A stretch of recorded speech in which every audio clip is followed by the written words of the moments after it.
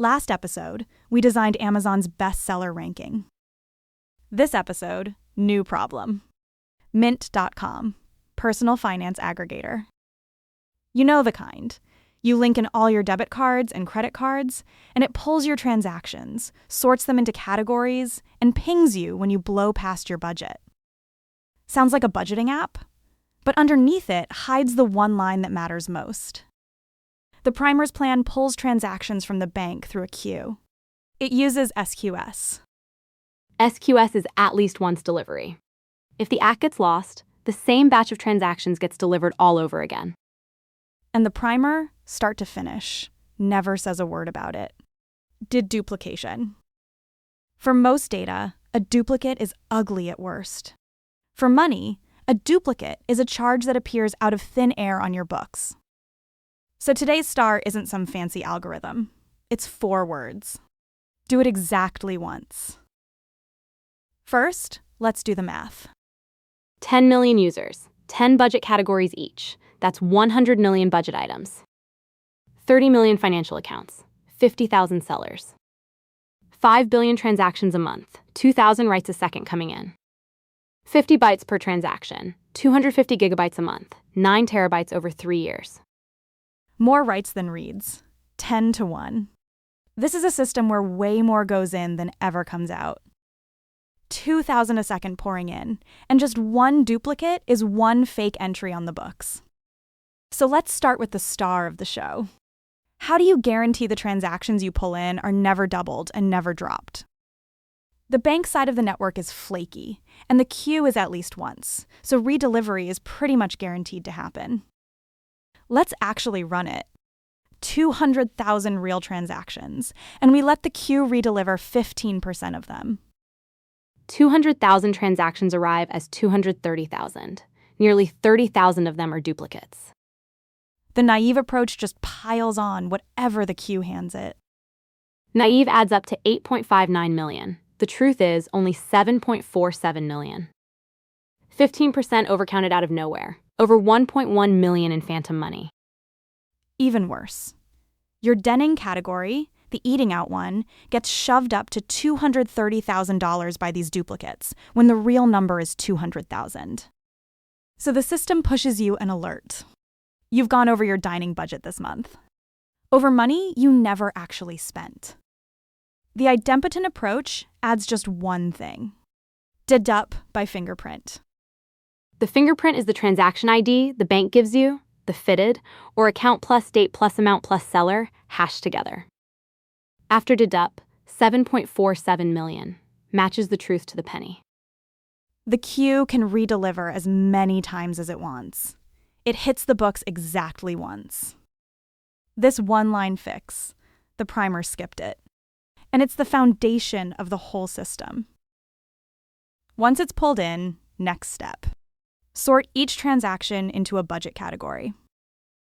The Primer's move is to seed a dictionary of 50,000 sellers and look up the category by seller.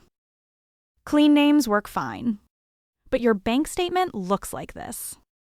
With the payment processor's prefix, a store number, a string of gibberish. Take that dirty descriptor and do an exact dictionary lookup. What happens? Hit rate, 8.3%. 44,000 fall straight through, uncategorized. Don't rush to reach for AI. First, add a cheap normalizer. Strip the prefix, strip the store number, strip the noise. Hit rate jumps to 91.7%, 83 points for free. That SQ star BLUA bodily normalizes to blue bottle, and one lookup lands right on dinning. Only the genuinely fuzzy handful that's left is where the model comes in. Normalize before you reach for the model. That's the order that saves you money and saves you trouble. Once it's categorized, time to tally the monthly spending and send alerts. Mint keeps a table of how much you spent in each category each month. 2 traps. 1. Don't rescan the whole month every time a new batch of transactions comes in. Spending is a running total. Just add to it. 2. And this one hurts more. Alerts can't fire every single time. Let's run it. Denning budget is $100, and the second pull crosses the line. Naive approach checks and pushes on every batch. One single overage, 3 alerts pushed. Your phone buzzes 3 times, all for the same thing. The user just turns notifications off. Fire once approach. Remember, this category already got alerted this month, and only send the first one. 1 alert. Clean. Notice this? It's the same lifeline as ingestion. Side effects on money get done exactly once. Ingestion. Each transaction goes in only once. Alerts. 1 overage pushes only once. So where does AI touch this? 2 places. Both of them fuzzy. 1. The long tail categorization. The handful the normalizer left behind. The ones the rules can't crack. Farmhouse kitchen isn't in the dictionary, but the word kitchen itself carries dining. The model reads the meaning. 2. Reconciliation. Catching the anomalies. Because it's money, you want a model keeping watch. Same seller, same amount, same time, charged twice. A duplicate charge. Hold it back for you to check. Your dinning is usually just $10, $15, and suddenly there's a $190 charge. So far from your normal, it's absurd. Flag it for you to confirm. Let's run the 4 questions. What it helps with: long-tail seller categorization, reconciliation anomaly detection, predictive budget suggestions. What it replaces: pure dictionary categorization, replaced by dictionary plus a classifier. Reconciling bad charges by hand, now the anomaly model screens them first. What it changes: categorization now has a classifier and an outlier detector hanging off the back. Rules as the backstop, the model fills in the long tail. So what can it change? Here's the honest part. AI adds the fuzzy layer, judging which category a charge belongs to, whether it's an anomaly. It never touches idempotent ingestion, never touches the dedup key, never touches the monthly rollup, never touches fire once alerts. Whether the money counts comes down to dedup and a state machine, not the model. Exactly once below, fuzzy judgment above. These 2 layers, neither one replaces the other. Before we wrap, a few traps. 1. Anytime the queue is at least once and it touches money, you have to deduplicate. Otherwise, the books double up. 2. The dedup key has to be stable. The bank's FITID, or a fingerprint of account+date+amount+seller. Don't use something that changes as your key. 3. Alerts have to be fire once.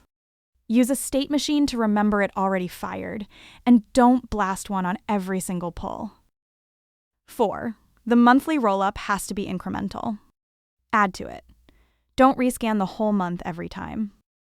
5. For categorization, normalize first, then reach for the model. Don't jump straight to ML. That's using a cannon on a mosquito, and it still misses.